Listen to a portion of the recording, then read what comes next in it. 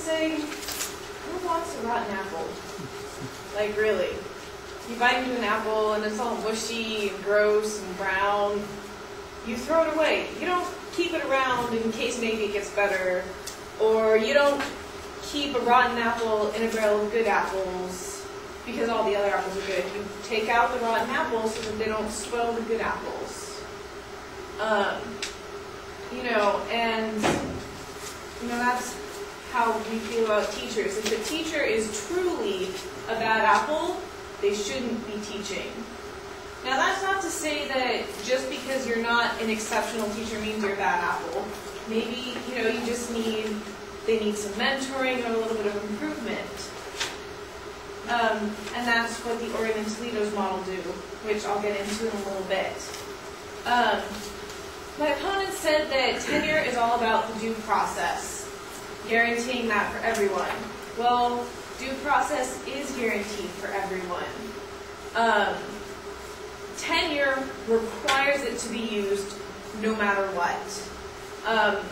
With just the 14th Amendment and all the other protections that are offered all other employees, if an employee is fired and they know they were fired for a good reason, they're not going to go through the system. But if the teacher feels that they're fired for an unreasonable reason, they can choose to go through the due process. Anyone has the right to make that choice. They don't need tenure to force that choice upon them.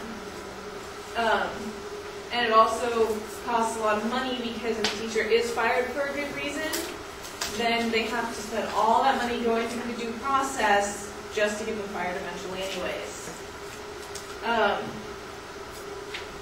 As quoted from Terry Moe, the author of Special Interest Teachers Unions and America's Public Schools, asked teachers what they thought of tenure. They admitted that the Byzantine process of firing bad apples was too time-consuming. 55% of teachers and 45% of union members answered yes when asked, do you think tenure and teachers' organizations make it too difficult to weed out mediocre and incompetent teachers?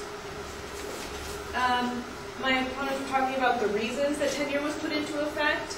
Yes, back when tenure was put into effect and women got fired for getting married, tenure was necessary.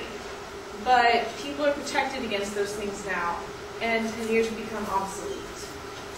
A quote from Javarnia said that unfortunately the practice of tenure has since been contorted from its original usage to provide educators with power that no career should wield, the power to keep their jobs regardless of results.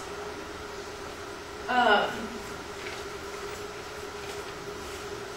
like to resubstantiate that tenure is unhealthy, creating a divide between tenured, untenured, and non-tenured track staff members.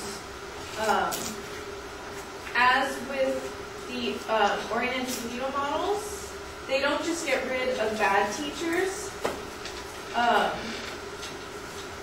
In the Toledo model, they have an intervention program. That's a process for helping veteran teachers who are having teaching problems. Also, in the Oregon model, teachers are not, if a teacher's contract is not renewed, the teacher is placed in an assistance program, which allows them to help better their performance and become a better teacher.